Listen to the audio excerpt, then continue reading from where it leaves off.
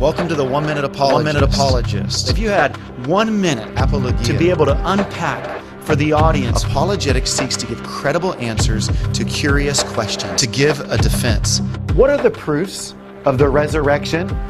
In 1 Corinthians 15:17, the Apostle Paul says that if Jesus Christ hasn't risen from the dead, then we are still in our sins and that our faith is futile. That's a shocking statement, isn't it? What that tells us right there is if Christ is not alive, then we are a bunch of deceived people as Christians. Everything rises and falls in Christianity on the resurrection of Jesus Christ. Is there any evidence that would make the resurrection of Jesus Christ plausible? There is. First of all, the very fact that women were the first to observe the empty tomb. That's a very significant truth for us. Why is that? Because in the Greco-Roman world, in the way that the Jews in particular perceived women, you would understand that if somebody was trying to fabricate the resurrection story, they would not have women showing up at the empty tomb.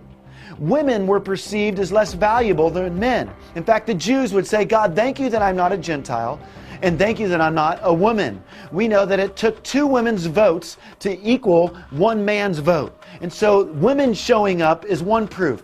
Another proof of the resurrection is prophecy. We know that Jesus Christ said, destroy this temple, and 3 days later, I will raise it back up, speaking of his body.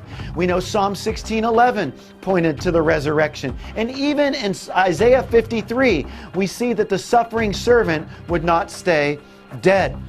Moreover, the empty tomb, nobody has been able to discover the body of Jesus Christ. Isn't it astounding that in the very place where they crucified Christ in Jerusalem, that is the epicenter where Christianity exploded from? And so they never were able to bring his body to bear. While everybody was saying Christ arose, Christ arose, some were saying his body was stolen. But nobody could bring his body to the place and show that his body was still there. Why? Because Christ is alive. More than that, we have post-resurrection appearances where he appeared to people on several different occasions, including his brother James. More than that, he appeared to 500 people at one time. Some will say, you know what? They were hallucinating. Well, listen, 500 people hallucinating at once? Sometimes it's just easier to believe the truth than it is to make up a myth. And then finally, life change.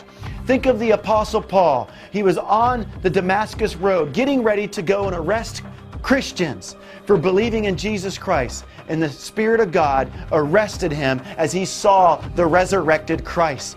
Life change. People's lives have been changed as they have studied the proof of the resurrection. Among them, Dr. Frank Morrison, C.S. Lewis. We know that Josh McDowell, and perhaps you.